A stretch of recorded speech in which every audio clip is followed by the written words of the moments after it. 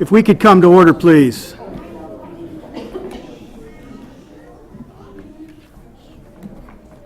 Just for the purposes of the TV, it's for the cable station, it's good for us to try to start on time.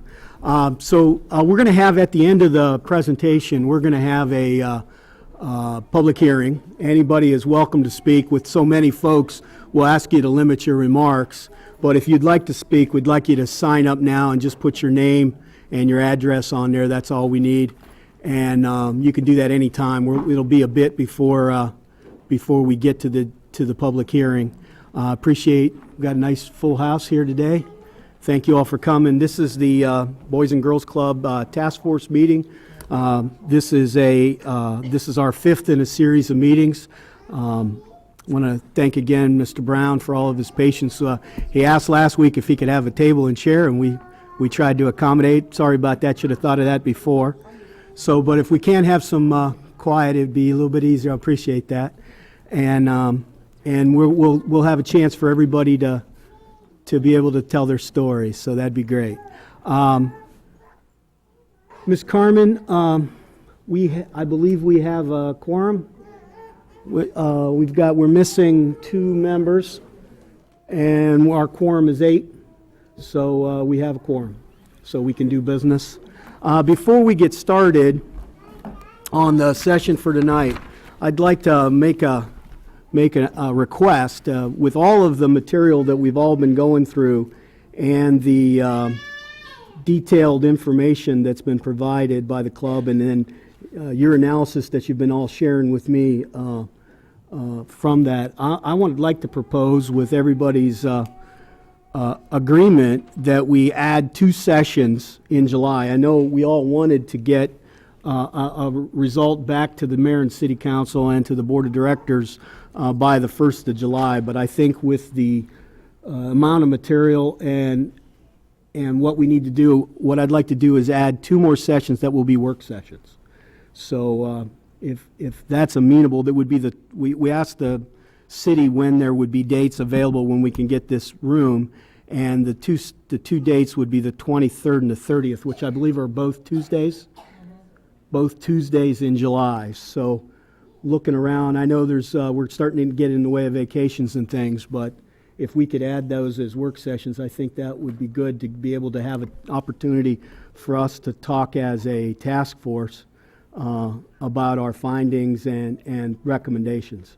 So if that's amenable to everybody, I'd like to, if we can do that, I'd like to have a motion and a second, and then we'll vote on that, to add the 23rd and the 30th in this room from 7 to 9. I so motion. I got a motion? Second. And a second. Is there anybody in opposition?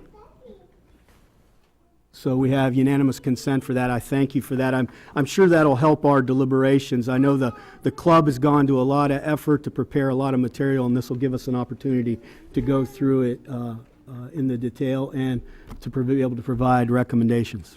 So I thank you for that.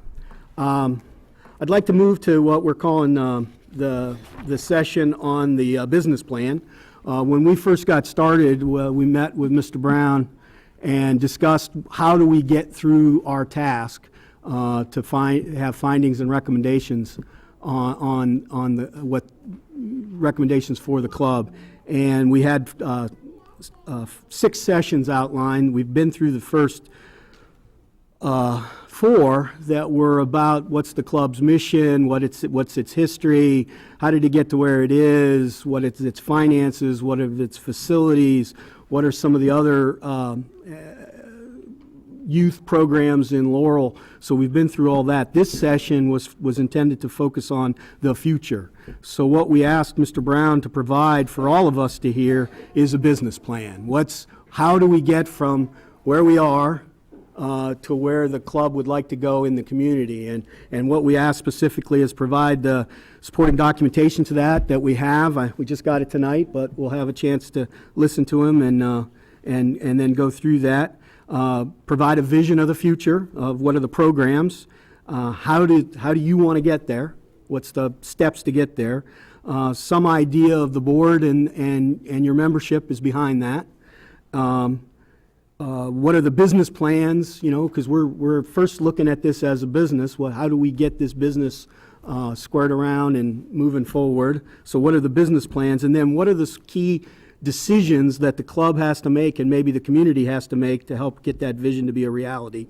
And then what's the timeline to get there? Obviously, we can't get there overnight. We need to take proactive steps over a period of time and sustain that. So I think that's generally the idea of what we all agreed to up front. Does that make sense, Mr. Brown? And I know you've prepared a lot of documents to move us through that material. At the end of your session, after the task force has a chance to ask questions, then we'll open it up for a public hearing for the folks that would like to speak to the task force. Are there any questions from my colleagues?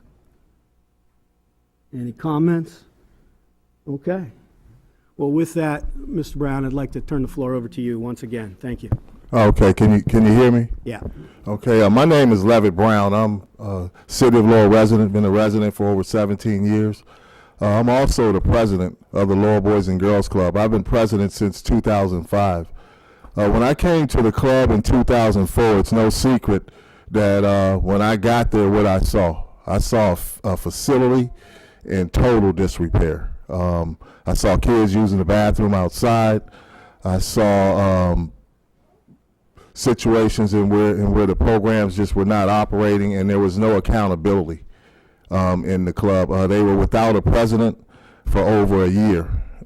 At that time, we had a board meeting in January. At that board meeting, we appointed Bill Bailey, at that time president. That didn't last long. I was appointed the grant writer because I do have grant writing abilities. And at some point in time, I became president. One of the things that I put in place immediately was I saw a problem with commissioners on the board because they had their own specific things in place that they wanted. They wanted good things, but in order to run a club, it has to be a wholesome type deal. So we were able to get through that. Once we were through that, we started to do things. We polled our membership or participants, whatever you want to call them. Basically, we had 800 responses, and in those responses, we formed a strategic plan.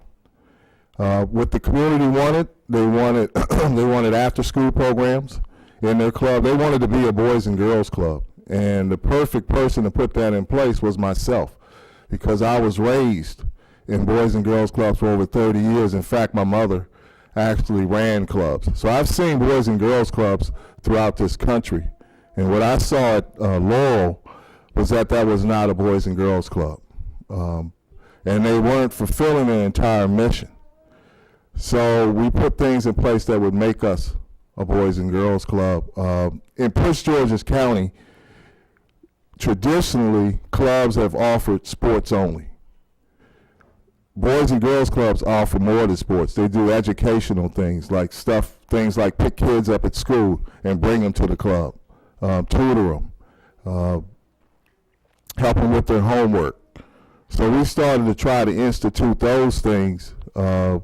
Also with our facility, we were one of the only, out of the 34 clubs, we were one of the only three out of the 34 that actually had a building.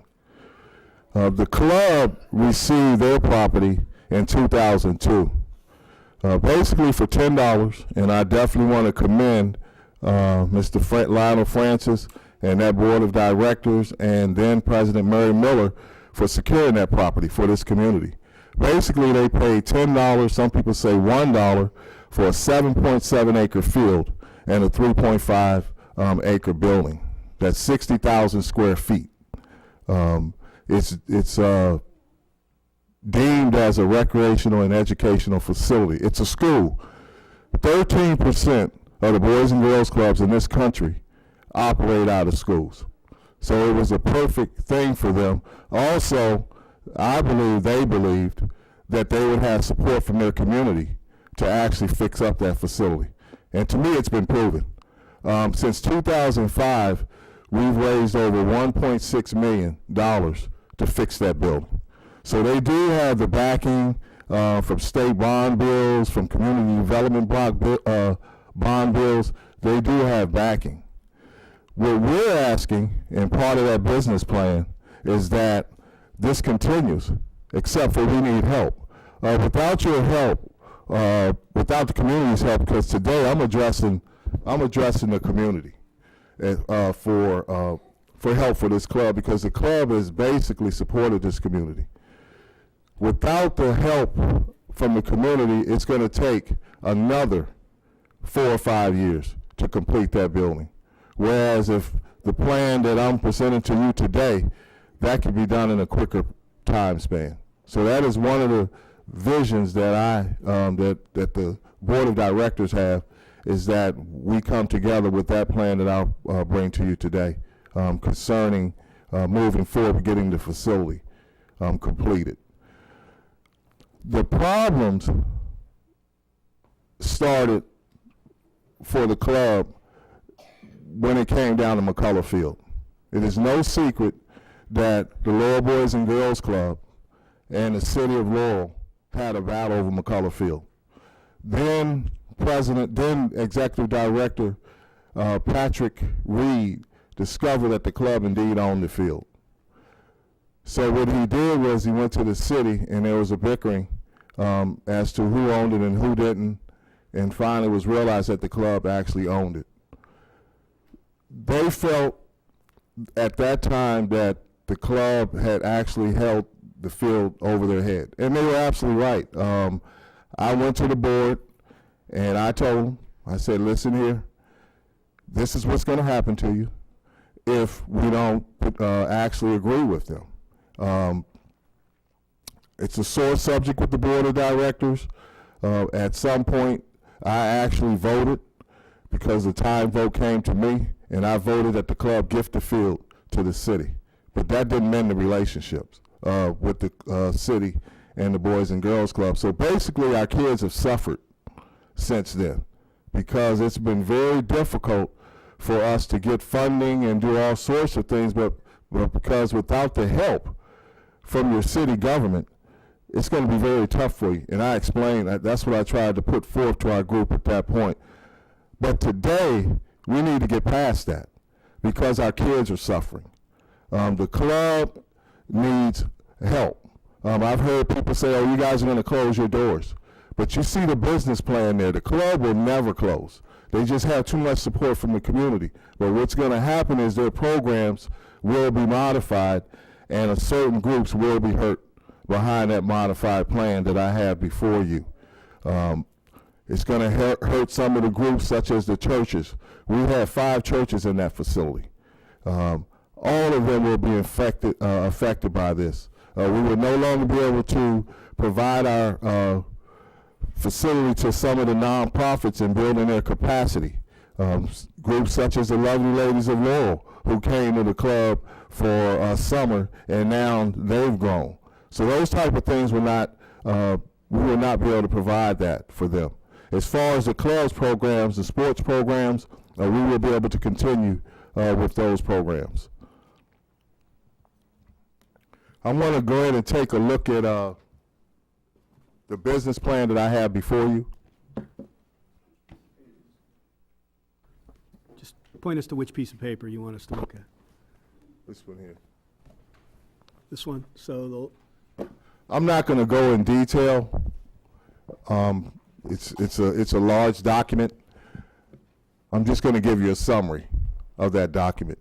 Basically, the club is asking for the city of Laurel government to take the lead in securing a $500,000 match for its facility. Basically, what that means is that the city would secure from either businesses or other governments, where they would put $500,000 away for example, as a matching grant. And what I mean by that is, in September of this year, President Obama gave the club $73,000, but he gave them 1 month to spend it. Basically, if the club had had $73,000, they would have been able to spend that money, and then they would have been reimbursed. So what we want is something put aside where we will be able to draw from that. It's not as if we're taking money from them. Basically, we take it, and until we're reimbursed, it's put back at the time that we're reimbursed. We also get grants such as community development block grants, which ask for the same thing. So if you have something like that and you're able to show grantors that you actually have that type of fund set aside, they're more than likely to give you the money. Remember, we've been able to raise $1.6 million without that match. As a grantor, I can tell you, as a grant writer, I can tell you that would be a serious incentive for folks to give the club money. And therefore, we would be able to take care of some of the things, the problems that we have at the club. One of the things that I would like to dispel is that the club's money that they raise either through their rental income or fundraisers or wherever it may be, that money actually goes back into the building. That is far from the truth. The club receives capital grants. Capital money must be spent for capital. So that's where they get their money to do things such as renovate their bathrooms, their classrooms, their kitchens, gyms, and things of that nature. So actually, the capital money that they have received went into capital. Looking at the operations budget, you will see that our maintenance cost is very low. The reason for that is that the club is partnershiped with all the court systems and the schools. So whenever someone wants to either clear their record or do something good for the community, they're able to come down to the club and do the maintenance of the building. We get police officers, we get lawyers, we get carpenters, firefighters. We get all sorts of people that actually come to the club with some type of specialty, and we use that. So you would look at our maintenance costs versus any other building that size of 60,000 square feet, and I guarantee you that the club's maintenance would be lower than all those facilities. There's been some talk concerning the facility that the club should actually leave the club and get another building. When I came in front of the mayor 4 years ago and asked for $250,000 in operational funding, that was one of the big things that was mentioned to me. Oh, we have a problem with the building. With the maintenance costs being that low, and with these volunteers putting the amount of time in, they've actually cut down on the staffing costs. If you look at a building that size, Boys and Girls Club wise, it costs almost $800,000 to staff a facility like that. If you look at our operation costs, we're spending $24,000. And the reason for that is because of these folks, the community, volunteering, the nonprofits that come in there and offer dance and after school programs. They actually are covering our staff and enabling us to provide these type of programs into our community. I just recently went before County Executive Ross Baker and his crew because the club was giving a $20,000 grant. 163, this was last week, 163 organizations actually applied for that grant. Only 63 got it. And the club was one of them, and we received a significant amount, which was $20,000. They only gave away a little over $1 million. In his speech, he stated that the groups that he gave money to were, one, they were viable, because what he had set up a committee, and it took them almost 4 months to study these groups. One, they're viable. The second one was that those groups would be able to survive well beyond his administration. And the club has proven that. They've been there since 1965. So no matter what happens here today, the club's still going to be there. And then thirdly, those groups actually shared his vision. So the club has shown that they're able to operate these type of programs in these communities. Concerning the operations costs, if you look at the projected budget for the operational costs, you will see that it's almost $275,000. Which document is that?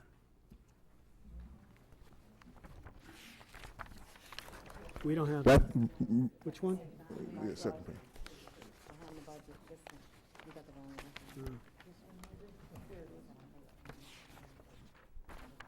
All right, go ahead. Sorry, thank you. Basically, with that operational budget there, that is if the club gets exactly what it wants. And the club would then at that point become fully operational. They would be able to offer childcare in the building, which was taken away in 2007 by myself. And the reason, it's no secret, everybody knows that we deemed that area not safe. So there was childcare taken away, but at that time I did promise those folks that we would bring it back. They were paying $100 a week for childcare, which is very affordable. Allows people to go to work, and they know that their kids are in a safe environment. So we'd like to try to bring that back, the childcare. That affected over 100 children, so basically 100 families. Also, this would allow us to do our after-school programs more functional. Right now, we have over 25 kids on the waiting list for the after-school program because it's affordable. Everyone knows that the way that Boys and Girls Clubs operate is that if you don't have the funding, what we do is we work with you. We either waive you or there's totally no fee. And I think that's the situation that I've faced with this task force, and I've made it no secret that for me is that it is a business, but it's a nonprofit business. I compare it to what just happened last year with the Maryland National Park and Planning. When they came to the club, they had nowhere to go to run their summer camp, so they contacted the club. They ended up running their camp at the club.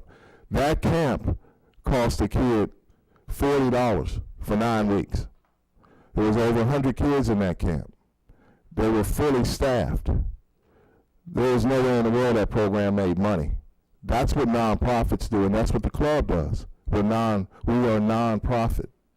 I think that has been a hard understanding for some folks, but that's just the way that we actually operate.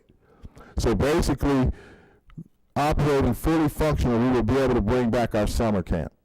That summer camp offered 30 kids what they call counselors in training, and we were commended for that program. You can go to our website, and basically counseling and trainings were kids that came to the club between the ages of 12 and 15, and we took their grades at that time. If they continued to do well in school, we then hired them when they became a hireable age, and we paid them in reference to what their GPAs was.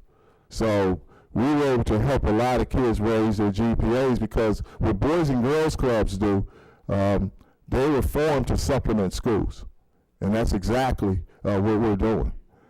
We were also able to hire 30 kids. Whenever the summer camp was available to this community, we had over 100 kids apply for that job, over 100. We now do not have that program. So basically you have all of those kids now either unemployed or in the streets, and now that their families have to deal with them. We're also able to hire adults. We're also able to provide an affordable camp for over 100 children. So that's also a program that we would like to bring back to the Boys and Girls Club. We're having a very hard time hearing you at home because you're too close to the mic. Okay, I'm just happy they can hear me. Okay.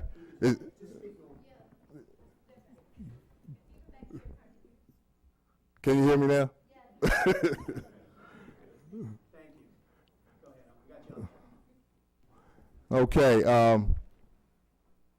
you take a moment and just, I'm having trouble following the numbers. If you just walk us through how we should read this. Then you could get back in your story, just since you brought up this. So you got an alternative budget? Right now I'm on the operational. Okay, so this is the operational budget, and this is a 2-year projection, and this is an annual amount, and this would be your ideal budget. Correct. So what I'm going through now is basically what you look at in the business plan. As I said, the club, it came to the mayor and the city council about four or 5 years ago. And at that point, we were asking for $250,000 in operational funding. And again, it comes down to the size of this club. One of my visions is changing the public policy here in Prince George's County concerning boys and girls clubs. We're basically trying to put a program in place that's been successful for hundreds of years in this country. These programs cannot operate without funding. In fact, every year Congress gives Boys and Girls Club of America over $100 million. So these clubs are funded by their governments. 13% of those organizations aren't Boys and Girls Club of America, and it's for various reasons.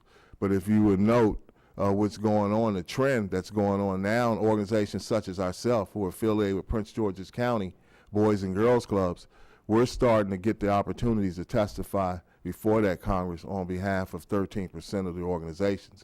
There's 4,000 Boys and Girls Clubs in this country. So if you multiply 13% of that, that's a hefty number of clubs here in the country.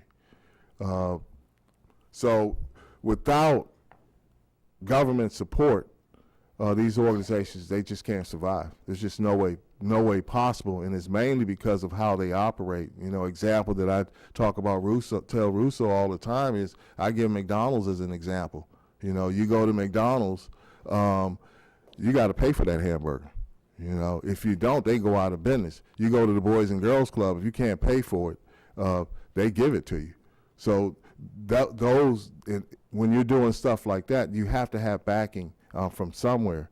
I strongly believe that with government backing comes additional backing, you know, such as business, corporations, and those type of things. A call from a mayor or a city council or a county councilman or, you know, some sort of that nature, that's huge with grantors. So that's another thing that we are looking at to try to accomplish. What really sticks out is when they see that those organizations are actually giving those organizations money. When they see that, they know now that they are definitely fully supported. Also, what grantors look at is your operation funding. That's why it is so important for us to get operation money, because what it's able to show is that those people are going to be able to open their building. What you have in front of you with the projected operational budget is basically what we would be looking at if we're fully funded for the $250,000 that we would like to have for our operational budget. We're not asking the city of Laurel to come up with all of that money. We're asking the city to take the lead in trying to secure that funding for the club. What you have in front of you the business plan if we're not fully funded. I have a question, Mr. Brown, real quick. Up here it says projected operational budget, 2-year projection. Correct. Is this total for 2 years? This is Or yearly. is it yearly? Yearly. So this is what you don't project any change. In other words, this would be 1 year and then a second year at 275 each? Correct. This is what your operational budget would be for 2 years, because there's going to be a change after 2 years. I have one question too, I apologize. I'm looking at your insurances and I see that you have, that you have your D&O insurance, and I see you have your van insurance and all. Do you all carry building insurance and general liability in case somebody gets hurt or something on the property? Yes, we do. We're a member of Prince George's County Boys and Girls Clubs. So what we have is what they call commercial liability.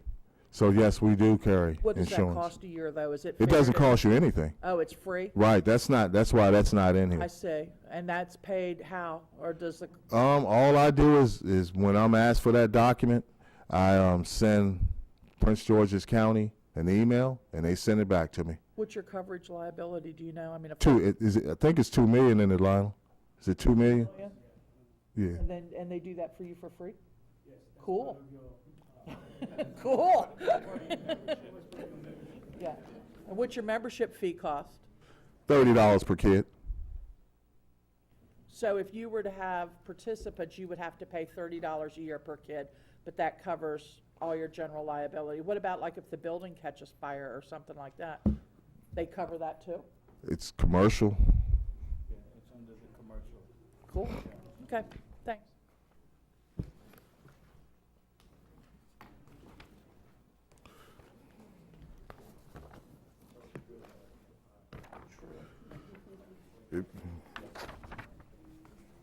Okay,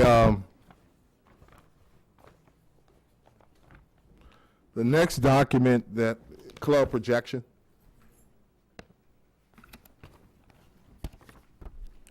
This is something that me and, it's in this packet.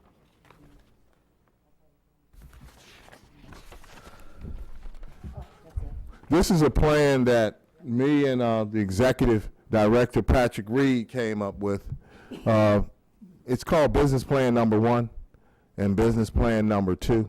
Business Plan Number 1 is fully operational. In other words, you got everything you wanted. Okay? Basically, that's a $250,000. You've been able to raise $250,000 for your operational. Okay, so you have everything you wanted. Okay? And what that would mean is that none of your programs would suffer. That would mean that you would be able to provide your gym to like the Girl Scouts, the Boy Scouts, any of these nonprofits that need your facility. Also, you would be able to help build capacity for some of the nonprofits that come through. And that was big with Ross Sherm, with the county executive, Ross Sherm Baker, is building capacity for nonprofits. And that's exactly what the club does. So that business plan number 1 is what I'm proposing to the community, is business plan number 1. So what I've been doing and what I've asked our folks to do is to knock on doors and to try to rally the community to support business plan number 1. So today, I'm proposing to the community that they actually support number 1. Number 2, business plan number 2 secures the club's identity here in the community. In other words, they will never go away. It's impossible. And that's because the club is divided into 3 sections. One, as I showed Monique yesterday, was the main part of the building, which the historic facility runs from one section all the way to the gym. So from that section, when you enter the door to the gym, that would be shut down. And what that would do, that would affect 5 churches immediately. They would have to relocate. That would also affect our boxing program and our martial arts program. They would have to relocate. There would be no child care center. What we would have to do at that point is we would have to move our after-school programs over to the Phelps Center, which is on another account. So those groups would be moved to the Phelps Center. So they would not be affected, but their capacity would be. You would have kids again on the waiting list. That part of the facility is getting ready to go under renovation. We have a $63,000 grant. So that part of the facility will be fully renovated. So that would be able to accommodate them. However, it would modify the folks that are in that facility right now. And that would mean the Boy Scouts that come in there. That would also mean that St. Mary's would not be able to do their plays. And there would be a situation where their times would be modified. We would continue to rent the facility because we would need to actually secure funding for that facility to keep it operational. And we would do very well as far as renting the facility, because we get calls all the time about renting the Phelps Center. If that plan fails, we have the annex, which is also on a different account. So all 3 groups on different accounts. In other words, if I cut the power to the historic facility, it would only affect the main part of the building and the gymnasium. It would not affect the Phelps Center or the annex. So when I hear people say that, ooh, you guys are on your last dollar, I'm like, no, club's not going anywhere. They've been here since 1965. We had to put something in place that would secure that situation. They would also be able to rely on their partners, which is Prince George's County, who is partnered with the club. They have legislation where the club is actually given access to certain facilities first, priority. One of those facilities will be Scotchtown. So we would still be able to do our basketball for certain ages. We would be able to use their fields. You just secured it today, Scotchtown Elementary. Also, Lower Elementary is another facility that they would be able to use. They would be able to use their gym. Eisenhower, the same thing. They would be able to use their facility. Harrison, and then Laurel High School, who we have been very good to for over the years. In fact, they just had Laurel Grad Night there. And that also will be affected by the closure of the main part of the facility. I already had mentioned that all the nonprofits would be affected, and that's very dear to me as far as the churches, because when I first got there to the club, we had a person that actually tried to get the churches out of there, and I believe the kids need faith-based organizations around them. So that's what would happen in that situation. So the club would be able to survive. The soccer, basketball, football, those programs would not be affected. Concerning wrestling, we have a relationship with Pilates. So wrestling would still survive. We would lose our programs such as the bullying program is very big in this community. And then, as I mentioned earlier, the after-school program will be severely affected by us going to the modified operations. But it has been my opinion that that operation would not last long. It would just be there until we're able to change public policy. Because I believe in this community that people fully appreciate this Boys and Girls Club, at least the doors that I have been able to knock on. The club has been very good to this community. And that's what I noted when I first got there. They have done their mission. They have worked in partnership with the greater Lower area. They partnership with the city government concerning McCullough Field. They've partnershiped in using their providing their facility to nonprofits in the community. A big example is I had talked to Monique, which she did not know about Pilates High School. They use the club's gym for over 10 years, their high school gym, because the gym is what they call NFHS. It's National Federations of High School. So basically, it's the correct size for a school to play games on. Without that facility, I don't know where they would have played. We've also partnered with them to use McCullough Field. We do not get into any type of situations with them when they want to use the field, whether it be for football or lacrosse or whatever it may be. The club is truly partners in this community. So what I propose to you today, to this community, is that please support the Boys and Girls Club. We cannot continue to support this community without the community supporting us. This is a two-way partnership with the community, and the community has to realize that kids cost money. That's just the way it is. They cost money, and there's a Boys and Girls Club motto is that kids matter. And sometimes in my going through and dealings with a lot of things here, I have found that kids don't matter to some people. And that's very discouraging to me. I've always said, and I've always promised this community, that one day I am going to be in a position where I'm going to make sure that our children have what they have. My agenda is the Boys and Girls Club. And my reach, I'm looking at changing public policy, not only here in Laurel, but Boys and Girls Clubs across this county. There has to be a change. There's one club that's doing very well, and that's at Andrews Air Force Base. I was a member of that one. It's fully supported by the government, and it's doing good things. There's a thing on our website, and I invite everyone to go to it. It says YouTube, and it is going to give you the statistics of what Boys and Girls Clubs do in its community. It is astounding what it does. I'm one of those. I'm one of those products of a Boys and Girls Club. I got 5 sisters and brothers that are products of the Boys and Girls Clubs, and all of us are doing well. I'm sitting here as the president of the Laurel Boys and Girls Club. I've been a firefighter, emergency medical technician for over 17 years. I have a degree.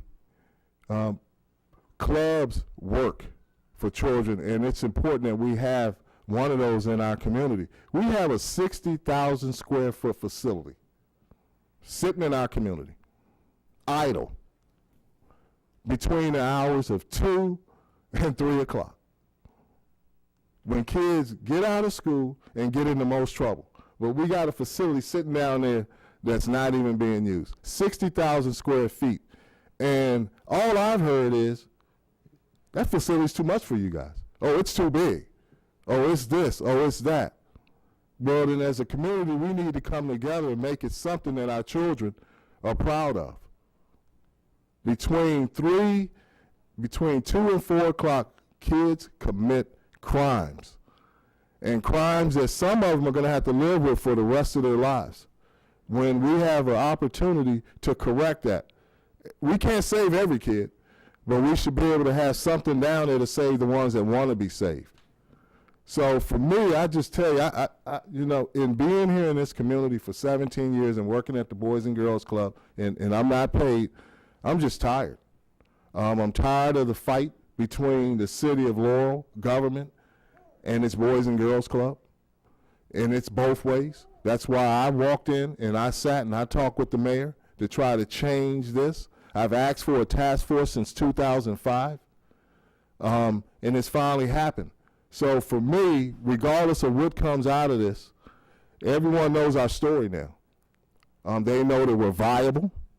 They know that we have a vision that I believe this community has, and they can be assured that we're going to be here because there are some people that do support the Boys and Girls Club.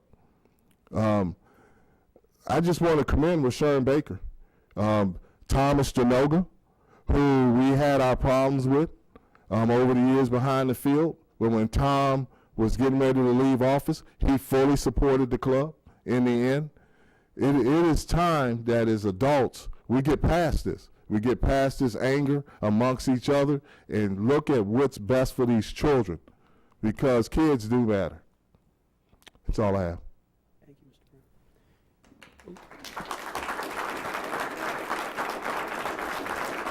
Thank you, Mr. Brown. Thank you. Thank you.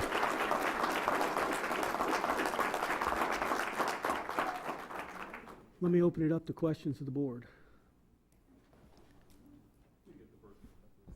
Go ahead. Just make sure you're right into your mic, Ken, or we're going to get the hook again. Okay, just so it's a little clarification, your first request was the $500,000 for the matching funds. That's correct. Okay, and that's for the facility. You said one of the grants you got required you to spend the money in 3 months? One of the grants is called the Community Development Block Grant. It's a recovery grant. And it's a recovery grant, and basically what it is, President Obama has put stuff in place where he wants people to secure jobs, and he's pro public facilities. And so basically he gave us $73,000, but he gave us a month to spend it.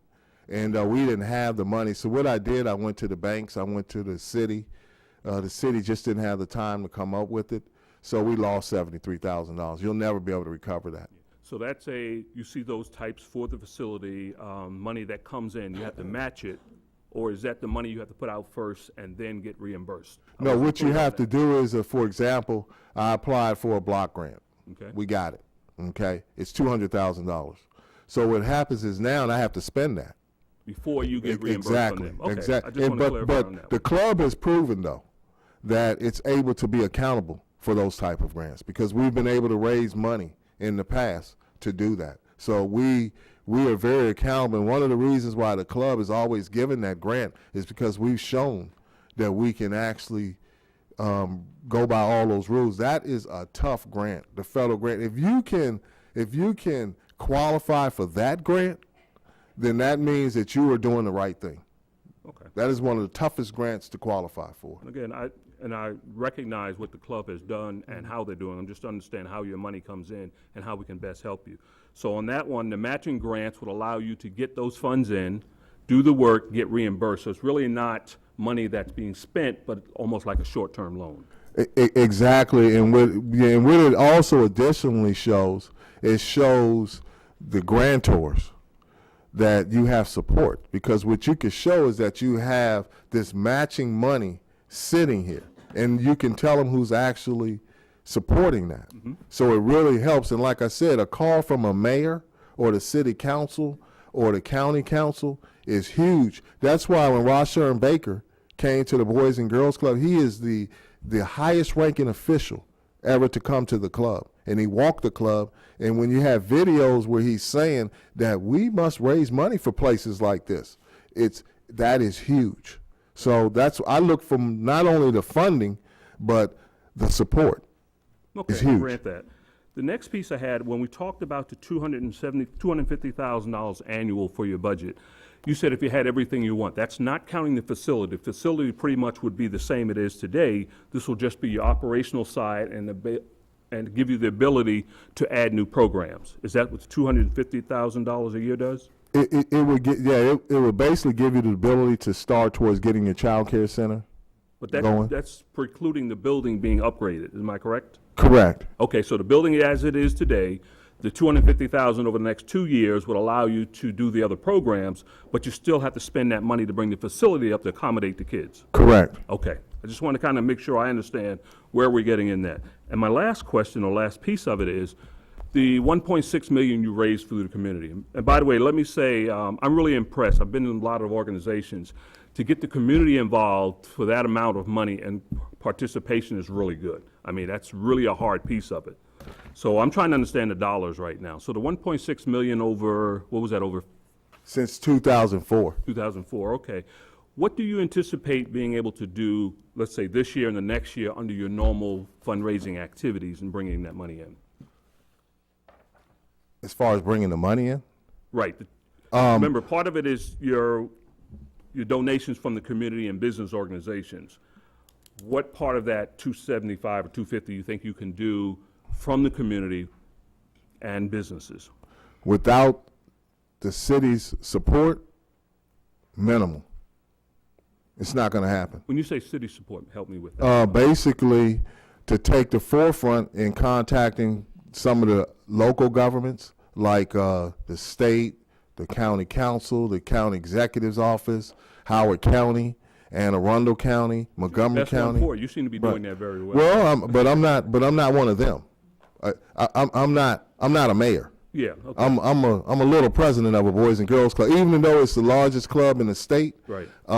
That's me. That's my title. Me being in this position for years, and growing up through clubs, and listening to my mother, it's politics, and that's what you need that political backing in order to make it. For example, I mentioned to you at the congressional level, where they're getting over $100 million a year. Okay, that comes from politics. That's what it is. They're not gonna. The only reason why I may get that opportunity is because my wife works for the United States Senate. So my wife is sitting there cutting Boehner's hair, Senator Snow, those type of people. So she's putting that in their ear. So I have a voice there. That's how you get those type of things. You have to have that support. Nothing is better than a mayor. Okay, and I grant you that. I'm just looking at how we can do this community to raise the money. Locally, yeah, I know the Senate and the federal government will give you additional dollars at that level, but I'm trying to figure out how we can do it from the community level. What's your business? Excuse me? What do you do in your business? I'm an IT consultant. Okay, if the mayor contacted you, you would really, in my opinion, you would look at, oh, okay, this may be a group that I would support. I understand that. You're saying you want other levels to be advocating for the Law Boys and Girls Club, and I understand that. Correct. And that's going to help. But as I see from what you've presented so far, the overwhelming majority of your support comes from grassroots, people here in the community, organizations that you've used. So I'm trying to find out how we can leverage that and what impact that's going to have on your operational side. And granted, I see with the city or anyone in position to advocate for the Law Boys and Girls Club can help you get further along, but our grassroots part's what I'm looking at. That's what I can influence here. Yeah, and what they do, you know, what the volunteers do and what the nonprofits do down there is I come back to the staffing portion of it, which is operational. It is huge. If it's not for them, today I'm asking for $250,000. If it's not for them, it would probably be well over $800,000. This group here has sweat and done things to keep that fee low in providing those programs to the club. And that's why I gave you the comparisons there as to the staffing costs.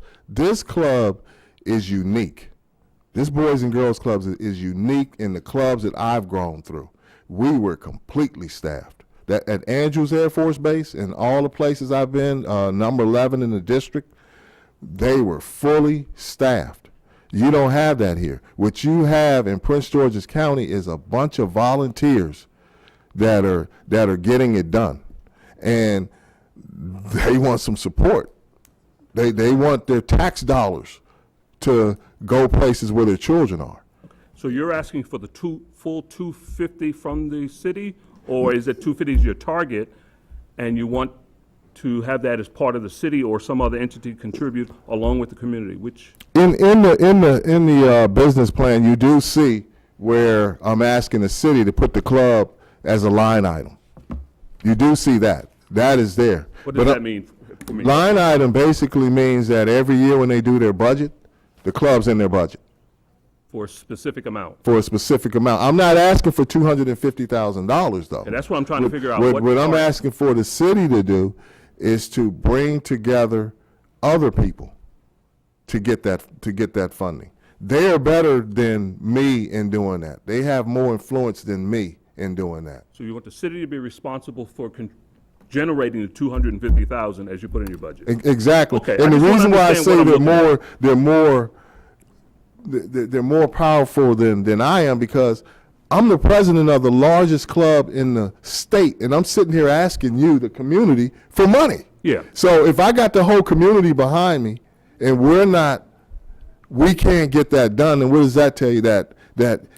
You have to rely on the people that you put in place to help you. Okay, well, you've answered my question. The 250, or you're looking for the city to help you generate. In addition, you're going to be running a fundraiser and other activity with your community to do additional fundraising and different money. We're going to do the same thing we've been doing for years. We get rental income. We run a carnival, and now that's in jeopardy. You see the fundraising things that I have there. We have a contract with Maryland National Park and Planning. So those type of things we're going to continue to go after. Absolutely. We're going to continue to write grants, and we're going to continue to do everything. We're just not going to sit and not do anything because we have visions. We know one day that most likely you're going to have a paid staff. You're not going to have dedicated volunteers like you have now forever. These people have jobs. They have things to do.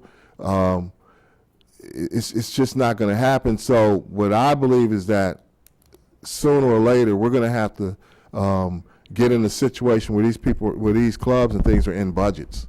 Okay, well, you've answered my two forward. questions about what you were asking for. Thank you, Mr. Taylor. If I can just clarify something, of the 1.6 million since, I guess, 2004, that you raised for capital. Capital, and not only capital, we've raised money for But programs. I just want to go back to the 1.6 million. You said that went into the building. Or did I I would miss? say probably about 1.3 went into the building. So 1.3 went in the building, and the source of that funding, can you just, It came from community development block grants. It so- came from bond bills. so I just want to make sure, because Mr. Taylor was talking about grassroots. So at least of the 1.3, that came from government grants. It came from government grants. It came from some foundations. Approximately how much came from foundations? 10%, 100%? Well, I'm taking of the 1.3 million. Is it the majority or a piece of it? It's a piece of it. The majority is community development block grant and bond bills. Okay, thanks. I have a question. When it comes down to the community and assisting the Boys and Girls Club, can you put a price on the volunteers that work at the club and how much, if it was a dollar figure compared to like the city that runs their programs and they have people servicing their programs, based on a dollar basis, can you put a price on how much the community has put as far as their time and effort? into the Well, club? I haven't had a real, I haven't really sat down and looked at the city's budget. You know, one day I will, but I haven't. In looking at what they do, but I believe I was told that the is $600,000 for the recreation program. Yeah, the budget. Yeah. Right, okay. So see, I don't know those figures, but what I could tell you is that what I've been saying all along is that what the volunteers do here and the nonprofits that are at the club, the staffing costs is well over $600,000 to $800,000 that they're saving us every year. Without that, you can't run those programs. Those programs will be severely Okay, dealt and the below. reason why I asked this is because when the gentleman asked how the community is going to help you, and I've also spoke to Rashawn Baker many times, and all I point out is when a Boys and Girls comes and asks for your help, it's not like they're not doing anything. It's not like they're not trying to participate in helping the club. Sometimes some of us may not have the financial stature to help, but we do have the time and we do have the effort. And I think if you put a dollar price on that, this community and this club has actually been helped in many ways by this community, as you can see right now, with their time and effort that they've put in. So if you do put a dollar price on it, I think that they've provided us, our community, with a substantial amount of assistance and funds that otherwise would have cost us a lot more money. One thing that I can state to you is that statistics, I'm very good with statistics concerning Boys and Girls Clubs, because like I say, I lived them.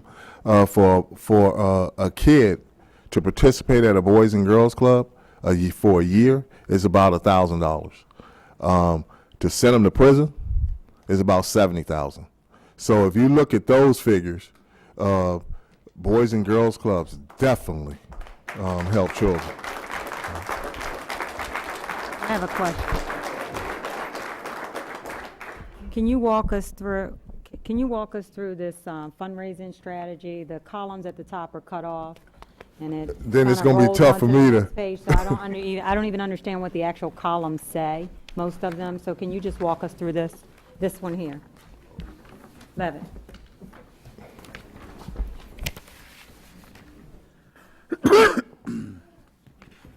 Yeah, we have to do the cut and paste. Right. Oh, okay. Thank you. So this is a projection, this isn't, Yeah, this is something we do every year. We have what they call a fundraising strategy. We have a committee. Basically, it's just the one is the individual donors that we go after. You will see Safeway, local businesses, United Way. This is what we do as far as those are the donors on the left, and then the next thing is the strategy that we use, whether we apply for a grant or whether, like for example with Safeway, we partner with the Lower Youth Betterment. They run a program called Experience, where we raise money through there, where people go to the stores and spend their money. We contact businesses. So the strategy part just tells you what we do to try to get the money. You can see where we have testimonial on there, and then where we contact the foundation. And then what we do is we try to anticipate what are the chances of accomplishing that. Oh, so, okay. So you see that. The figure where they say 79% with the light show, because that gentleman spent all that time and he was donated all that money to us, what we believe is that most likely an 80% chance that he'll do the same next year. So you have your percentages there. With Maryland National Park and Planning grant, you'll see that we have 90% chance because we're in a contract with them, and they've helped the club out tremendously. Remember, we've been partners on both ends. So if I could, so fundraising is kind of, people think of it as donation. You're including everything in this, rental, all types of income. yeah, fundraising is donations are fundraising. I understand, it just depends on how you want to use the words, right? Some people think of fundraising as a donation, some people think of it as, what I'm saying is some of these are income. You with me? They're just, Okay. you're going to charge rent, you're going to get income. Right. You've got your participants down here, right?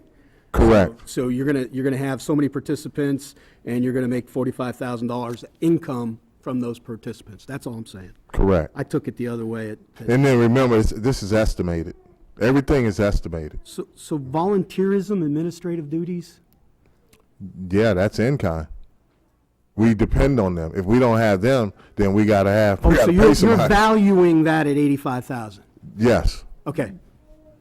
I have a couple questions, please. I'm sorry, can he? Come back to you. Can he just finish running across the column? Oh, So at least we okay. understand what the sheet is? What Right. it says. At top, you see where it says average estimated cost. That's the cost of, This is actually what we believe that we would actually get you would by going. you would receive. So Right. that's your estimated receipt. Right. Yeah, that's just bundled together. Okay, and then net income is really the same number? Correct. So you're saying, I want to say net income is what they actually got the year before. oh, this is previous year. And then you would, what's that?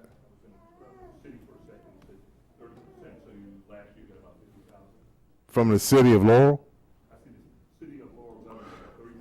That was a hope, because we definitely didn't get that. We haven't got any money from the city in the last. That's not Right. previous year then? Right, yeah.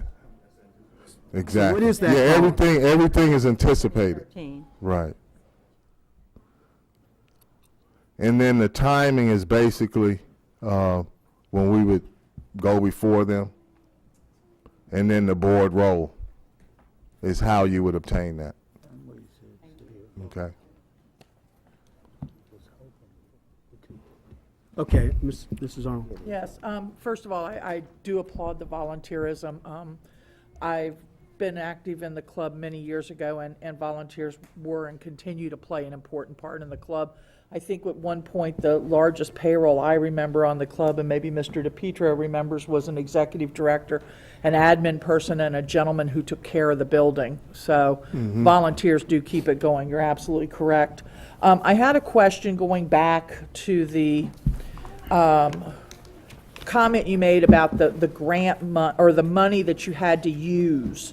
And my question was, you have a relationship with PNC, and you said that you've had that relationship over 10 years. Have you ever explored the opportunity or possibility with them to get a line of credit that you would have, which would be like the charge card or the money you're asking, where you get the opportunity, like you said with Mr. Obama's money, that you would simply write the check for the line of credit, use it, and then pay it off when the money comes back? We did that. We actually tried to get a line of credit. I could tell you, with Citizens National Bank had been there, and they've been wonderful to the club over the years. I think that 10-year thing, you got to remember, we had Citizen Bank was before PNC, so that should have been a remember. that should have I know been a Mr. P. Hayden very well, Yeah, yes. yeah, that should have been PNC and Citizen / Oh, okay. Because we have not had a relationship with PNC for 10 years. We did attempt to get a line of credit. We go back to the 990. When I talked to you, when I showed you guys the 990 in the beginning, PNC is a business.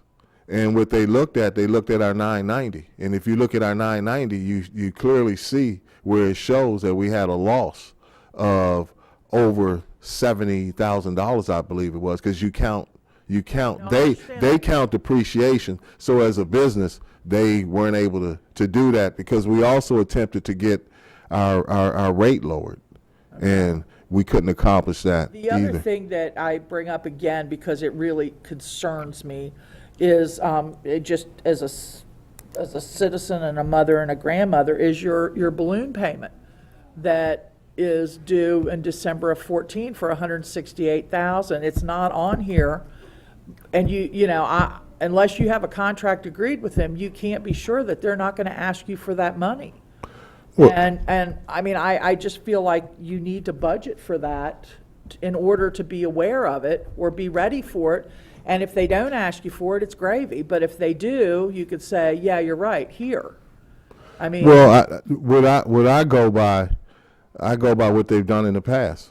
And in the past, it's been a formality Yeah, with but them. that was in Well, I mean, 2005 and 2006. But you asked me. Economics were wonderful. No, ma'am, they just did this 5 years ago when economics wasn't as wonderful. You asked me, right? And I'm just stating to you that I could put that on the paper if you want me to, but in reality, I'm just wondering why it wasn't on here as some sort of, you had your budget projection, so, and then. well, it is on there. You finance it all No, into but it is on there. You see where we're making, 23,000. Yes, ma'am. A year. yes, it's on there. Okay. That's all I had. Any other questions? I'm sorry. I think it would be almost a shame not to take advantage of our fantastic city staff support here. So if it's okay, so if I could ask the staff, to what extent does the city of Laurel support other nonprofits in the community? So for example, a nonprofit that serves our children and all of us, like the volunteer fire department, the volunteer rescue squad. I know when I was on the council, even things as normal as the Choral Society, the Laurel Choral Society, which is alliteratively nice, but to what extent is the city currently supporting nonprofits in the community doing great work for the citizens? The city currently supports the volunteer fire department and volunteer rescue squad. They are included in a charter, and by city charter, the city can place up to 5 cents on its tax rate for them. We have never done that, but they are part of the city charter. We support LARS, and we support the Boys and Girls Club. We do with the in-kind services that we currently provide and continue to provide. And when we're able to, we do special requests, as we did yesterday. The Maryland Choral Society is still in the budget. That was placed in the budget by a prior mayor several years ago. It's now called the Maryland Choral, how do you pronounce it? We get requests for fee waivers, and we have a fee waiver policy that applies to nonprofits. We get requests from First Generation College Bound. Laura's also, we have several Yeah. places that ask for fee waivers, and we provide city facilities at a reduced fee. That's great, and I think that's a great tradition started by and supported by many mayors and many councils. But I just want people to understand that this is not without precedent. The support of nonprofits, especially nonprofits as important as the Volunteer Rescue Squad, the Volunteer Fire Department, the Laurel Boys and Girls Club, it's something that has gone on for years and can continue to go on for years and can be expanded or contracted as budgets allow. And I just want people to understand in the community that this is something that the city of Laurel can do. You know, it's not something that, is going to take, an act of God to do. This is something that the 5 elected council members and the mayor, working in cooperation with their staff and other elected officials, can do and can make happen. Mr. Brown talked about a line of credit. A line of credit other than perhaps incidental interest costs to the city. would that necessarily involve any risk to the city? The city does not take on a line of credit for organizations. If they were to, though, so if you follow Mr. Brown's premise that if they get a grant request, a CBDG grant, a community development block grant, and the obligation is to front $100,000, if the city were able to match that and front $100,000, that money would then also be secured against that $100,000 that the city would, for lack of a better term, put forward first or front, would be secured by the $100,000 that would be coming in from the federal government. Is that fair, or? I can't answer that, Mr. Sarich, because the city would not enter into a line of credit for an outside organization. So the So city I of don't know how Laurel's, to answer because that wouldn't happen. so the city of Laurel's city of Laurel, for example, has never secured a loan for a piece of equipment that. We do for the fire department and the rescue squad because they are part of our budget and part of our charter. So if the Laurel Boys and Girls Club were part of the charter through charter amendment, perhaps, and you could argue if you read the charter that. You may argue that. That's a hypothetical that I'm not able to Well, agree with. Well, the premise is that it's part of the city charter, so the city of Laurel justifies that action by that. I can't answer that because that's not the way it is today. Okay. And Fair enough, I can't but- conjecture on that. Fair enough. Charters can be amended, and the city of Laurel charter is routinely amended. So again, the point being is that this is not something that takes an act of God. This is 5 people plus a mayor plus a dedicated staff, and these things can happen. So that's the point that I'd like to make sure that people are aware of. And I mean, you guys are so patient sitting there at the sitting here through all these meetings, figure you might as well get a chance to shine as well. Can I ask a question too? If I heard correctly, you did say that there is one nonprofit organization that is currently on the budget item for the city that the mayor appointed or granted? There's several nonprofits. The one The nonprofit? Corral Society. There's A group. Lars, First generation Large, The course, yeah, by the previous mayor, in the country. by a previous mayor. Okay, but what I'm asking is, so there was a mayor that actually put a nonprofit on the line items for the city. the Laurel Advocacy Referral Service is in the mayor's Okay. budget for a line item, yes. What, my question is, so it can be done if a mayor chooses to do so. A previous mayor did it for an organization, and the current mayor as well, so it can be done. That's all I want to know. And Lars is or is not in the charter? No, Fair enough. Okay, but there, That's the point made. It doesn't have to be in the charter then. okay. I just, as long as I know that it can be done, if I talk to the mayor strongly enough and he believes in that program, he can actually put them. Well, by ordinance, it'll require the city council. Okay, okay. Thank you. If it's the case that it doesn't have to be in the Into the charter. mic, Mr. Sarich. If it's the case that Lars is not in the charter and doesn't have to be in the charter, then there should then be no additional procedural effort. I mean, if that's the case, that's the testimony, then it should be an even simpler process, not even a charter amendment at that point. Just a simple 5 good willing people and a mayor and a dedicated staff, and we could fix this in a couple of meetings.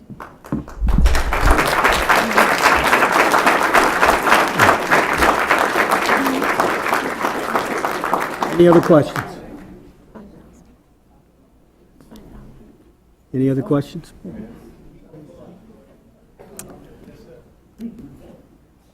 Okay, with no other questions, what I'm going to propose is we take a 5-minute, and I'm going to hold you guys to it, a 5-minute recess, and then we'll come back for the general public hearing. Thank you, Mr. Brown. You're welcome.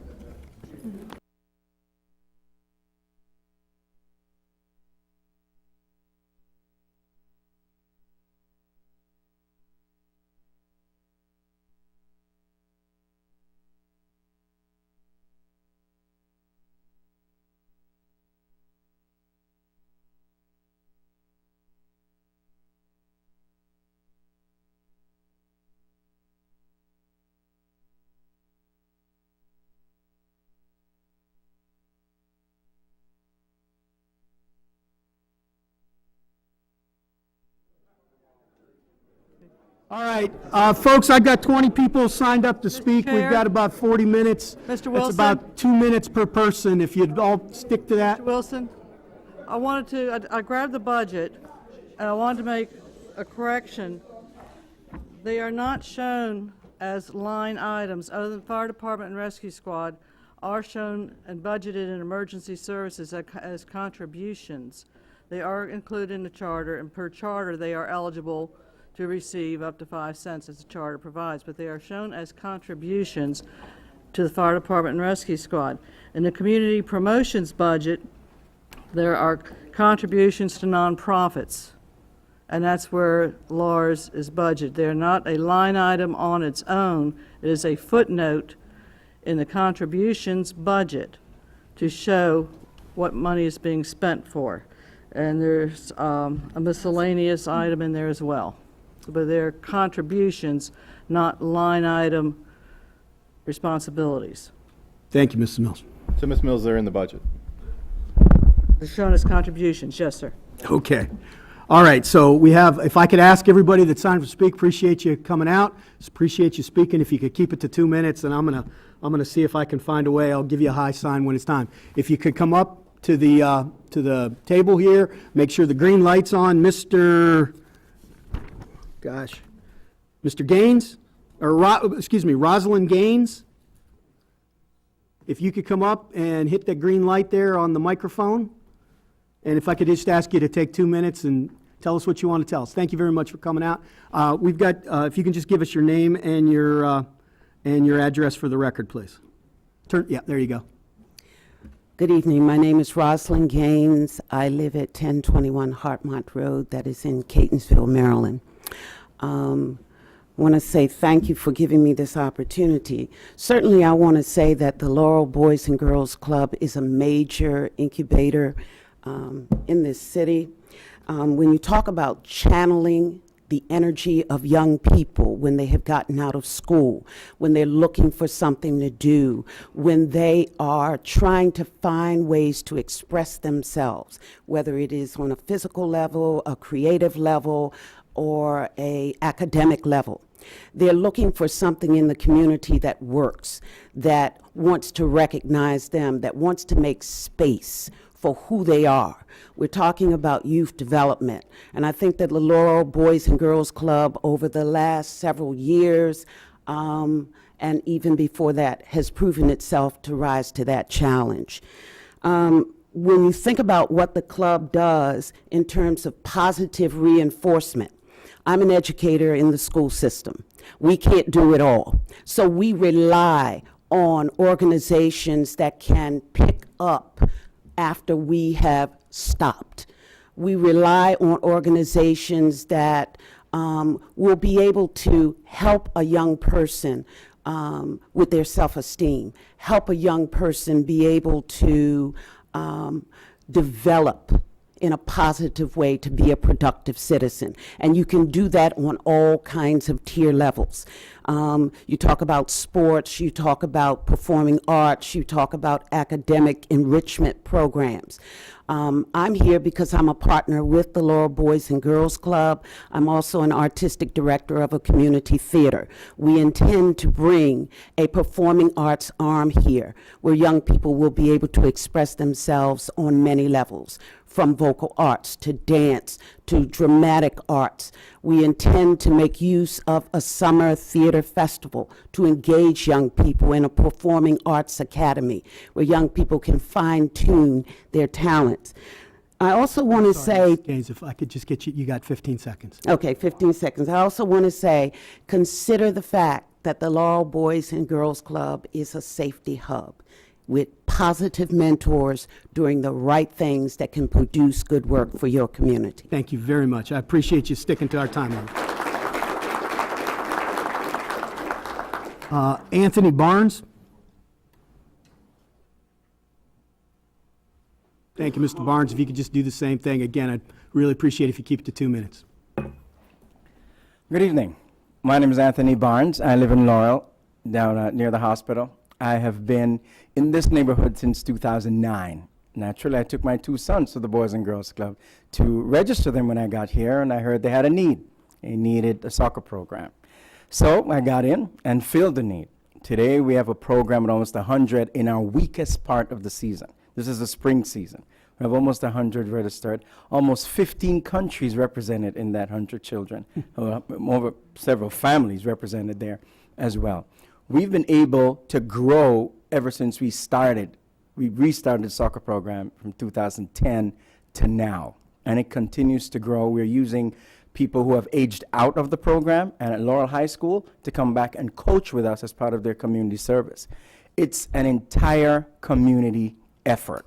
This is how you grow a community. This is how you build community. This is how you build families. This is how you grow families. We have language issues. A lot of Hispanics don't quite understand what we're saying. So I have someone who speaks for me, and I have someone who translates emails for me. We get the word out. We have a Facebook page. We're developing a Twitter page.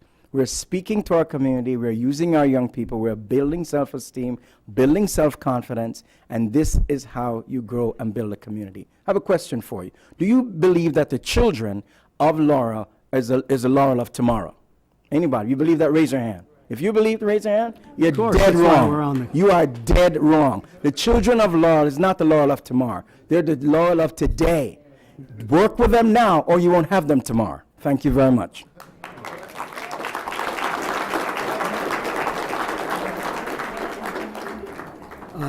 Mr. Damian Hutchinson?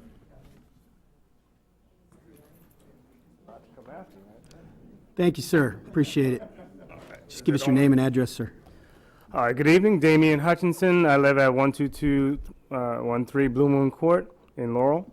I am a deacon at one of the churches that Mr. Brown mentioned, that in the historical part of the Laurel Boys and Girls Club. We've been at that location for roughly 9 years. I'd say when we first started, we had a membership of close to 100 people. We started in one of the smaller rooms, and within a few months, our membership grew, or within a few years, our membership grew to the point where we were overflowing from that room and had to move to one of the larger rooms. We're now close to 200 people in terms of membership, and we occupy the gray room. Still within that historic section that Mr. Brown mentioned would have to be, diminished if the first option wasn't followed or pursued. So, I bring that up to say that, we've had a positive impact in the community. We not only service, people within the Laurel community, but we have members that go as far south as the DC area and as far north as the Baltimore area. We oftentimes, when we're having service, we have people that might walk by to go to the gym, just go passing by, asking for directions. They're here, church going on, come inquire, get involved, and, see how they can become an active member of a faith-based community. Many of the members in our church have children. We have families that are there. The children also participate in some of the sports activities at the Laurel Boys and Girls Club as well. So, we're not only impacting, our community with, faith-based programs, but also with making use of the facility, for all that it has to offer. We go out, do outreach programs in the area as well. So using the Laurel Boys and Girls Club as a central hub, a central location that everyone's familiar with, to come in, enjoy themselves, learn a bit about themselves, how they can better themselves, and how they can grow and spread that with the community as well. So again, just to bring that up, if we were to lose and have to relocate, as Mr. Brown had mentioned, I think that would be a big blow to the community, where we have a lot of folks that are vested in the area and make use of the area. That's a Thank quick you, 2 minutes, Deacon. huh? I'm All sorry. right. I apologize. No problem, Thank you but very thank much. you again for your time. Michael Pope. Mr. Pope, same drill. Thank you. Appreciate you honoring the time. My name is Michael B. Pope. Just back off a little bit. There you go. Not a little bit closer, but right. You don't have to be right on top of it. Go ahead. My name is Michael B. Pope. I live in 9652 Canterbury Riding. The Boys Clubs have been around for 40, since I've been around. I'm 47 years old. Okay, I do law enforcement in D.C., and I see a lot of kids, your Michael Jordan, your LeBron James, and when these boys clubs don't get funded, you're shutting the door in their face. Okay, because that's where LeBron James started. He started the Little Boys Club, and we talk about funding, okay, but if we keep this Little Boys Club going and give them the money they're supposed to have, I guarantee you give these kids something to do. If these kids don't got nothing to do, of course they're gonna, they're gonna be problems. But if you give these kids something to do, and you put these programs into Lowell Boys Club, you'll see the crime rate drop. Okay, these kids need something to do, and when they don't get the money, it's not funded. It's shutting the door in their face. And I mean, like I said, I work in the inner city in housing, and I've seen remarkable kids. I mean, really gifted athletes. And when they can't get funding to a community center or Lowell Boys Club, those same kids, I got to lock up 2 years later.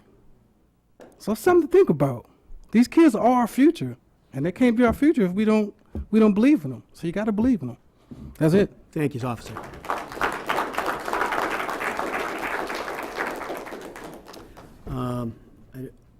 Daryl Dunstan, I believe I said that right.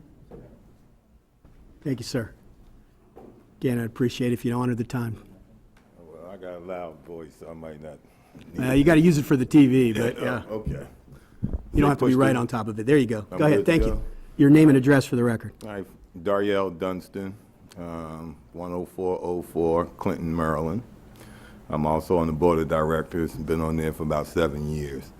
The one thing that drew me to Laurel was its inclusiveness. I'm from Philadelphia originally, been involved in youth development for over 30 years, 35 years.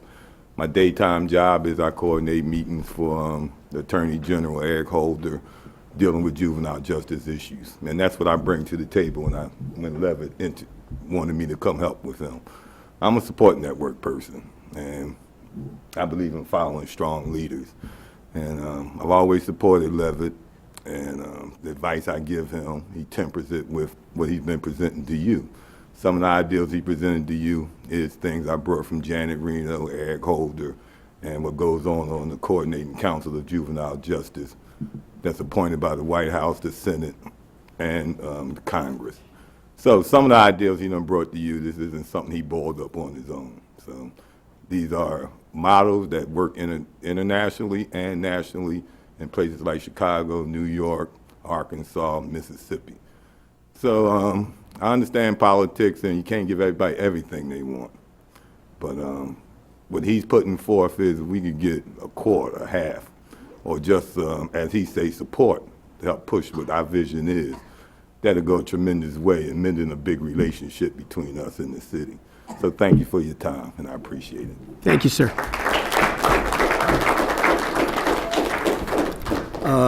Tony Sutton. Tony Sutton? Nope, okay, I lost, don't know if that's male or female Sutton. Marcus Colbert, do I have that right? I'm having a hard time reading the... Yeah. Marcus Colbert. Okay. Lost them. Apologize for that. And let's see. Kelly, your handwriting's like mine. Kelly, maybe a W? Any Kelly W? All right, that's a future physician there. Maybe it was a physician. Help me, ma'am.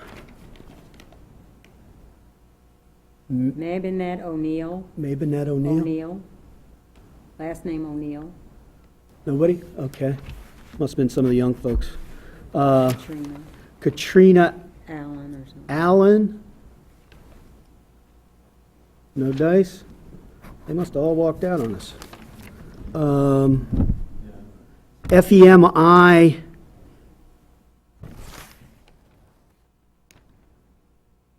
ADEDE Merkirk Road. on Merkirk Road? Femi? Nope, sorry. Pastor, With the F. starts with an F, Pastor F. Franklin, maybe? For those people that are not here, I didn't sign in when I came in, Sure. but I'd like to. I'll put you at the end, because we got some more time now. If we get, yeah, I'd be happy to do that. Pastor Franklin, or something to that effect? He left? Okay, and then Pastor Tony, Okay. okay, sir, thank you, I'm sorry. Having a hard time with the handwriting, it's that and my age. If you could give us your name and address or affiliation. Tony Igwenaba, and I'm senior pastor for General Overseer for Power of Liberty Ministries. I'm sorry, with whose ministries? Power of Liberty Ministries. Okay. We also, as Mr. Brown mentioned, in that building. I left DC when ministry went, kaboom, dead. And we have no building, and I used to occupy a large building, but he gave us a chance. And we're building from that point, and we're growing. We do a lot of things there. I give you a list of people that we're feeding in that facility, free food every week, every Saturday. So we're asking a chance to continue with this. If you shut it down, if we can't continue, if there's no funding, we cannot do a lot of things that we're doing, because that building is mostly like subsidized to us. If we were to sit in a building of that size, we'll pay a lot of money that we can't afford. So with their help, we are able to do a lot of things there. Feeding, doing many programs, and the ministry is growing in the community. And that's what we want to do. If we fail to put the money into the system to fix it, it's going to be more and more, it's going to cost a lot more. So please consider, whatever you can do. Instead of being opposition, I've been here every Tuesday. All I listen to is mostly opposing this program. And it's not going to work. Let us remember our children. They're the future. And we need to consider them first. And whatever we can do to fix it, please, let's do it. And God bless you all. Thank you, Pastor.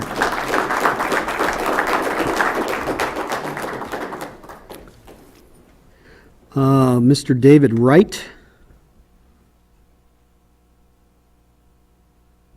Okay. Chandra Wright. Bet you they're a package and they left together. Henry R-E-M-C-H? Remsch? Hopefully I'll get one in 2 minutes. Well, I'm going to do. Because I'm from New York, we can't do much. Well, we got to keep it. We got to keep it fair. If you please honor the 2 minutes. Give us your name and address. Happy to be here. My name is Henry Remsch. I live at 8202 Harvest Bend Lane, Laurel, Maryland. I'm very happy to be here. I love living here. I just moved here beginning of March. You should walk around the lake out there. There's glass bottles there. There's bears. There's cigarettes. There's lots of rats, and also there's a fire that would occur. The playground, they put on fire. I have 2 young boys, by the way, 8 and 10, that live with their mom in Roland, and I'm certainly glad they're not hanging out in the park at night. Okay? Appreciate that. And I spoke to a couple police officers already. I got to tell you how important. This is not about money, because this is about my life. I grew up in Brooklyn, and there's 5 of us, 5 children, my mom and my dad. And we were all well educated. And actually, my sister's an economist now. She spoke to Greenspan, and she told the greatest economy was my mom, what she did. How did she bring up 5 kids? My father worked in a factory, got all educated, right? I tell you how we did it. We paid $2. The only thing that Mr. Brown made sense, because the numbers got me crazy. I'm in numbers, by the way, 35 years in finance. So, it's not about numbers. When I'm here, it's about people, right? So it's really not even about me. It's about the young people behind me we're talking about. Mr. Brown said one thing that made sense, $30. Do you remember that? That $30 membership for those families that are here that need that membership, that could afford it. You see, this is not, you really got to get this, because what happened, it pays off in the long run. 5 of us, we all make over $100,000 a year. I lived in different countries. We can't even speak English. You hear me, right? You know what I'm saying? But it makes a difference, because those summer months, those 2 months that my mom couldn't, my father was working, my mom was there, my grandmother had enough of us, we went to the community centers that we paid $1 to get to, because that's all they could afford. And those people taught me about life. And then, my claim to fame, I'm gonna take 1 more minute, I'm sorry. I really can't, so you've got 15 seconds, I'm sorry. Okay, 15 seconds. I worked in a community center in San Francisco, very quickly. Rich kids. One African-American kid couldn't afford it. We got him in the program, we made it cheaper for him. He came in, he had an attitude. I told him, I said, you got to help me coach these kids. 7 years later, this kid came back to me, and he goes, of course now, he's this big. He goes, Henry, do you remember me? I says, no, I don't remember you. He goes, I'm Eric, you helped me. I just got a scholarship.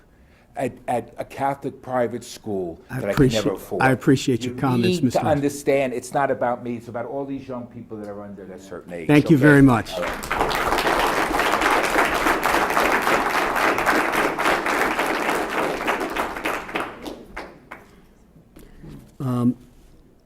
Miguel Lambert?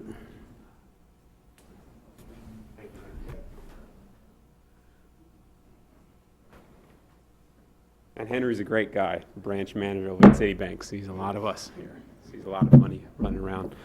Miguel Lambert, 17021 Melbourne Drive, a developer, contractor here in the Maryland, D.C. area.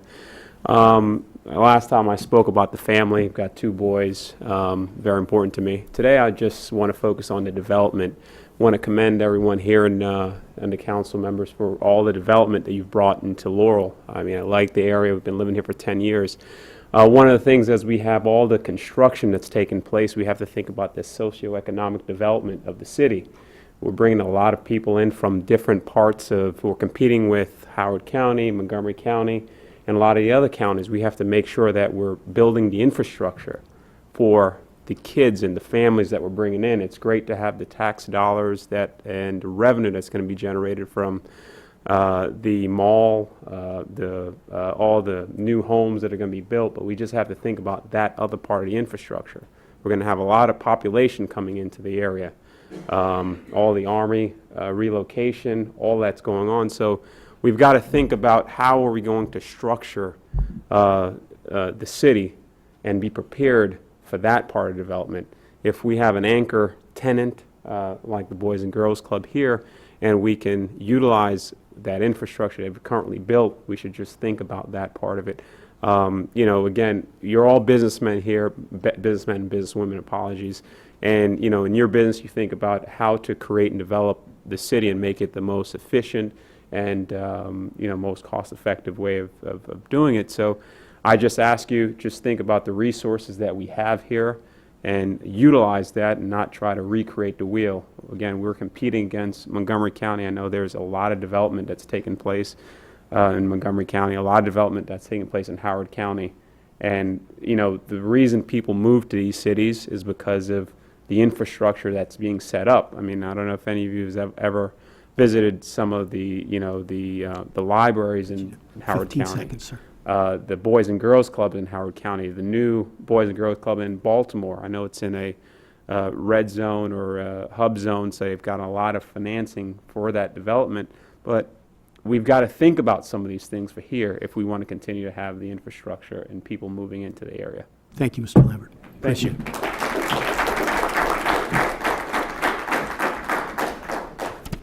Nancy Lilly, please. If you can give us your name and address for the record, please. Nancy Lilly, a business owner of an engineering firm. I'm actually the CEO of JEM Engineering, located at 8683 Cherry Lane, Laurel, Maryland. I've been in the city for 10 years, since 2002. 60% of my people are Laurel residents with Laurel children. So I've heard through the club, through my people, and the benefits of being able to live here, being able to have their children here safe after school, not have to worry that if they need to work overtime, they know they're in a safe place. So as a business owner, I'm very involved with the community. I support the LARS. I support the Laurel Pregnancy Center. I'm very honored to have the city here representing. And as a business owner, I also know that if we are all in this room right now, taking the time to talk about the Laurel Boys and Girls Club, it's because it matters.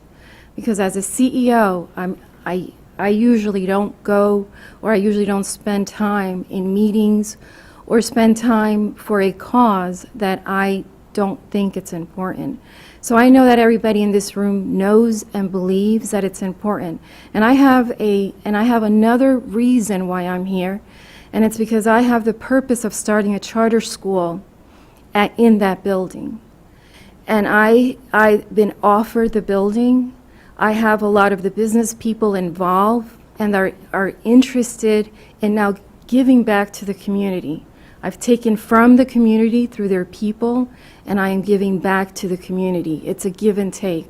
So I thank you for your time. I thank you for the opportunity of speaking, and I am hoping that we as a community continue running this with, and I always tell this to Mr. Brown, it's through the heart. This is a heart, I mean, Laurel is all about the heart, from the people to the task force to everybody. So thank you. Thank you very much. Thank you, ma'am. Mr. Matthews. Oh, there he is. I guess I got all the time because there's only one person behind me. Yeah, I'd still like you to keep it to 2 minutes, please. Just to be fair to everybody that went before. Good evening. My name is Thomas Matthews. I live at 15016 Lawland Place, Laurel, Maryland. Been a resident of Law for 52 years. This evening, I just want to comment on what I have observed from this task force. I have either attended or I have watched it on TV. This evening, I sat here disappointed, angry, and yes, even upset that our elected officials would handpick a task force to make a decision or a recommendation that they should be doing pertaining to the direction of the Boys and Girls Club. The Boys and Girls Club matter. On many occasions when attending this meeting, I have observed this task force. They have found nothing but fault, as the pastor said, wrong, and negativity in everything that the Boys and Girls Club have done. The task force have repeatedly attacked Mr. Brown as if he's doing something or have done something wrong. For the record, I'd like to say Mr. Brown is a dedicated, hard-working volunteer. Let me say that again, a hard-working volunteer. Certainly to the city officials, to the citizens of Laurel, certainly to this task force. The Boys and Girls Club is just as important to this community as any other department or organization in this community. And lastly, I'd like to say that the club only wants to save our youth. Thank you.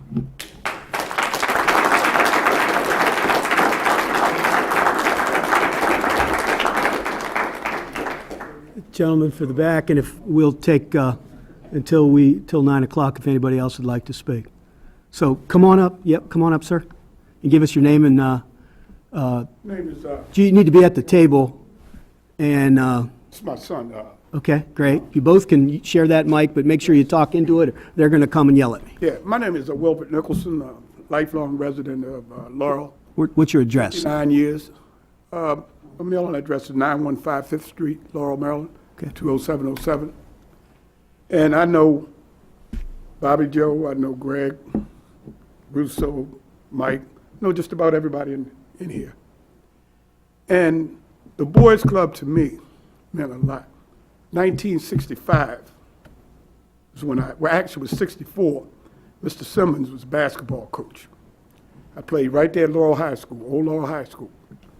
And this was during a time when segregation was still under the table, you know. I was the only black on the team. And I came up through that boys club because the janitor over there at that time, Ollie Johnson, paid for my registration.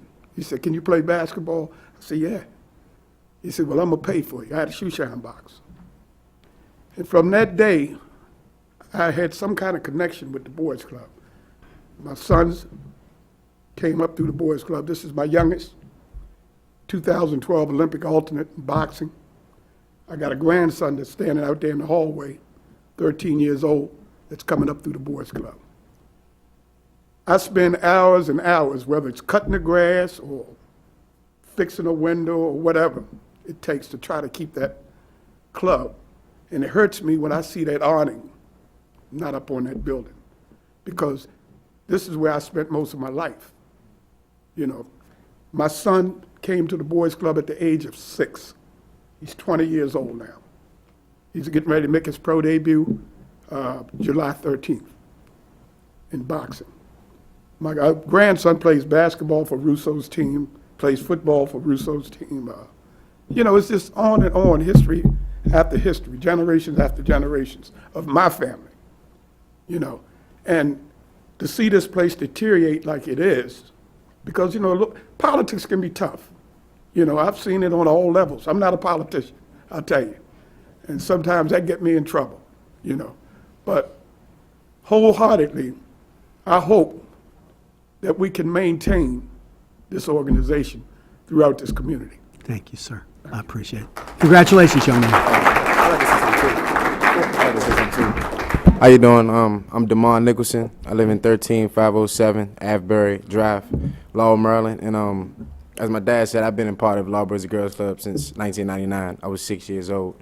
And not only me, my nephew, my cousins, you know what I'm saying, some of my uncles, we've all been a part of Law Boys and Girls Club since we were kids. So it's kind of like a family generation thing. And I see a lot of kids grew up throughout the years since I was 6. Kids grew up with me.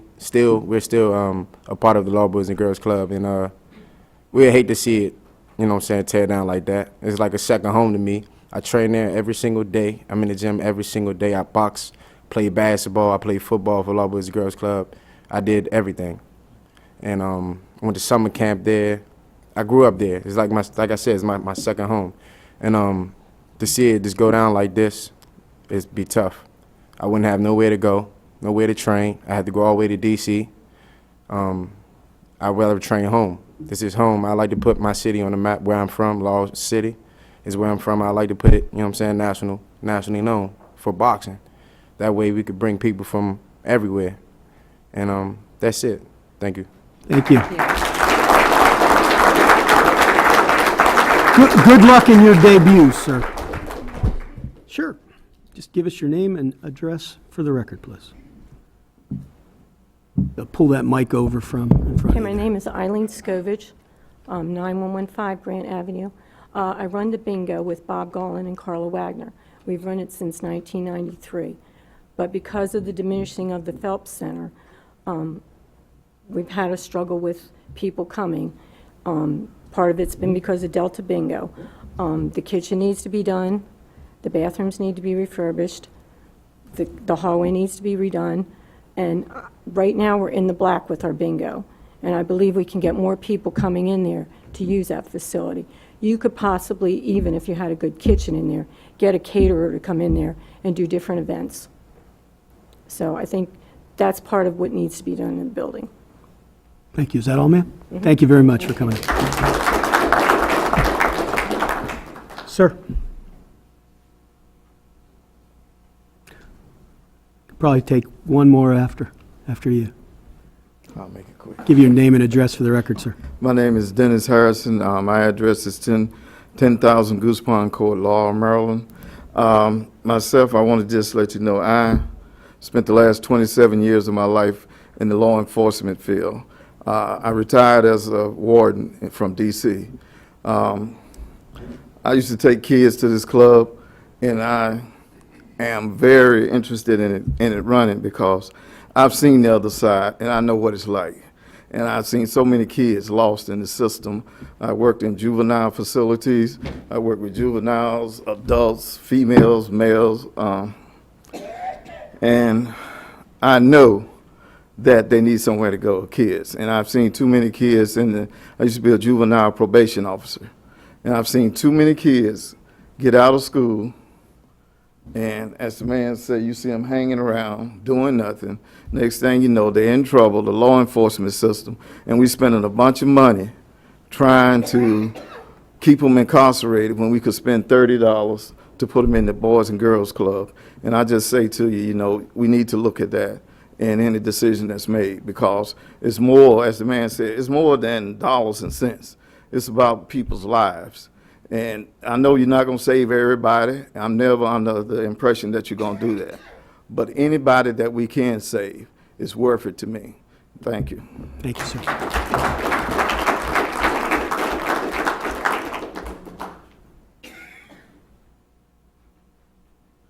Yes, ma'am. Thank you.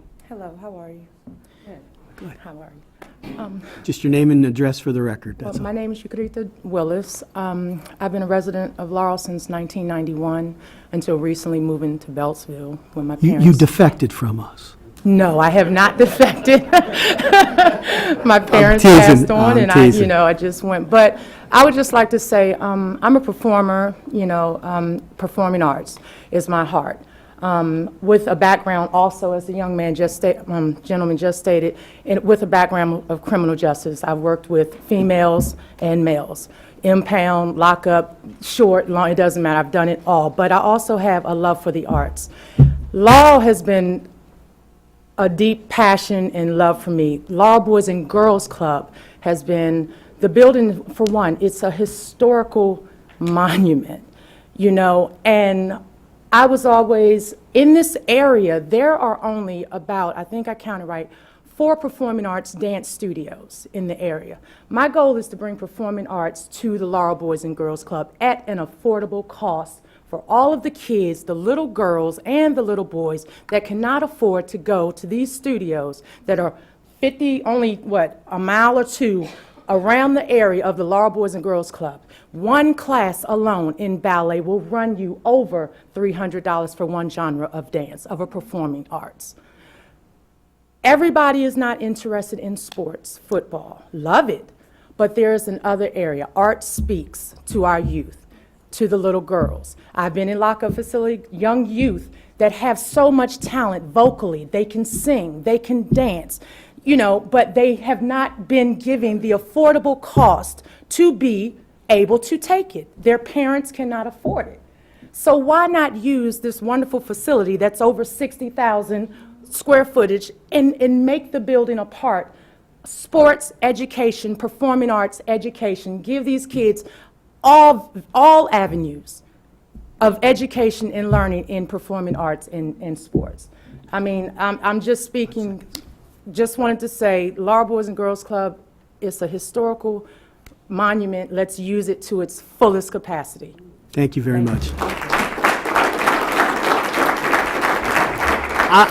I appreciate everybody's input and the opportunity to speak, and everybody honoring the 2 minutes. I think that worked out just about right. I think we got everybody just about that wanted to speak. We will have more opportunities for public hearings as we move along. Our next meeting is scheduled for Tuesday, June 25th.